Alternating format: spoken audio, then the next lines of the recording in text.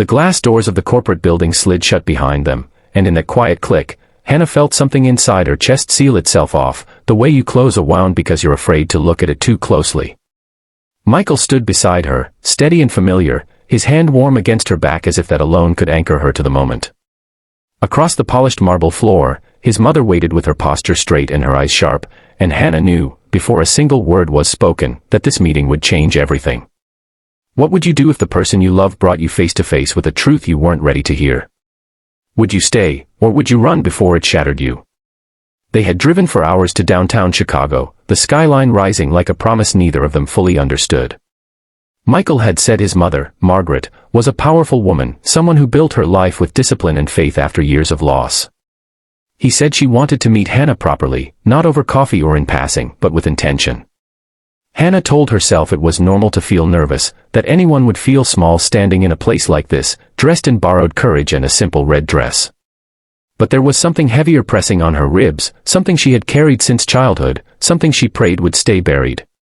Margaret's eyes softened for only a second as she looked at Hannah, then hardened again, like a door opened just enough to peek through before being locked.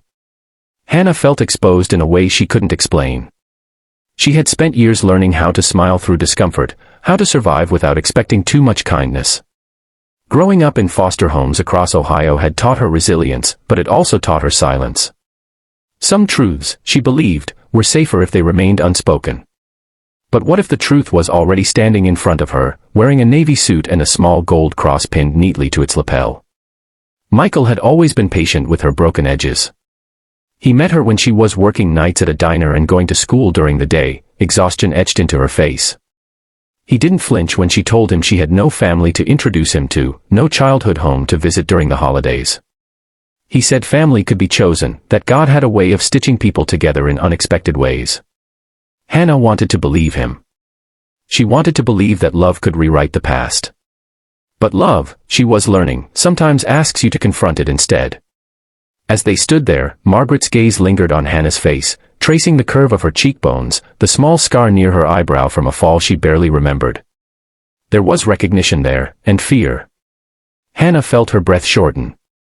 Have you ever felt like someone knew you better than you knew yourself, and it terrified you? In that moment, Hannah wondered if her life had been quietly circling this encounter all along. Margaret had spent decades building walls after losing her first child, a baby girl taken from her by circumstances she rarely spoke of. Faith kept her upright, but grief lived with her like a shadow. When Michael was born years later, she poured everything into protecting him, shaping him, ensuring he would never feel the ache she carried. She taught him that honesty mattered, that truth, even when painful, was sacred. But she never imagined that truth would walk back into her life wearing the face of a young woman her son loved. Hannah felt it then, a pull toward memories she had locked away. A hospital hallway. A woman crying softly. A cross necklace placed in her tiny hand before she was carried away. She had been too young to understand, but the fragments lived in her bones. She had spent her life wondering who she came from, and whether it even mattered. Standing there, she realized it mattered more than she ever allowed herself to admit. Michael sensed the tension, though he didn't understand it. He believed this meeting was simply about approval, about bringing the two most important women in his life together. He didn't know that he was standing at the center of a story that began long before him, one marked by loss and impossible choices. Hannah looked at him, at the hope in his eyes, and felt guilt wash over her. If you were in her place, would you protect the person you love from a painful truth, or would you risk losing everything by telling it? Margaret's faith told her that God redeems what is broken, but redemption often demands courage. She had prayed for forgiveness for years, for the daughter she gave up when she was young and alone and terrified. She told herself that child was better off without her. She told herself she did the right thing.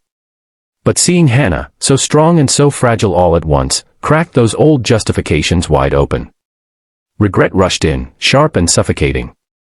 The room seemed to close in as Hannah realized she could no longer pretend ignorance.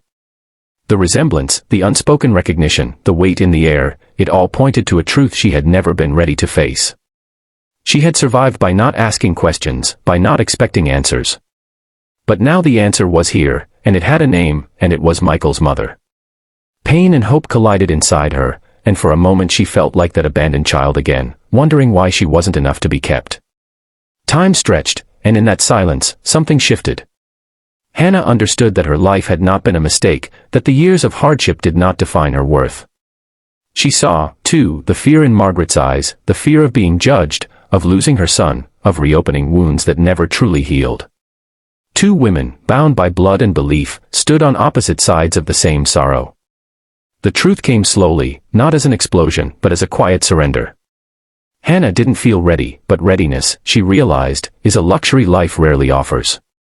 She felt anger, grief, confusion, and yet, beneath it all, a strange sense of peace. The past could no longer haunt her from the shadows. It had a face now, and maybe, just maybe, it could be faced with grace. Michael watched them, finally understanding that something far deeper than introductions was unfolding.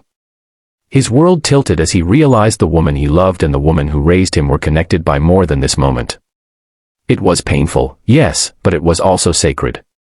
He saw in Hannah's eyes the strength he had always admired, and in his mother's posture, a humility he had never seen before. Healing didn't happen instantly. There were tears, long nights of prayer, and conversations heavy with regret and forgiveness. But there was also growth. Margaret learned that faith is not just about obedience, but about mercy. Hannah learned that her story did not end with abandonment, but with understanding. And Michael learned that love sometimes means standing still while the people you love find their way through pain. Just before the story closes, take a moment and tell us in the comments what you would have done if you were Hannah, standing face to face with a truth you weren't ready to hear. In the end, they walked forward not as a perfect family, but as a real one, marked by scars and stitched together by choice. If this story touched your heart, reminded you of the power of forgiveness, or made you believe in second chances, please like, comment, share, and subscribe, so more stories like this can reach those who need them most.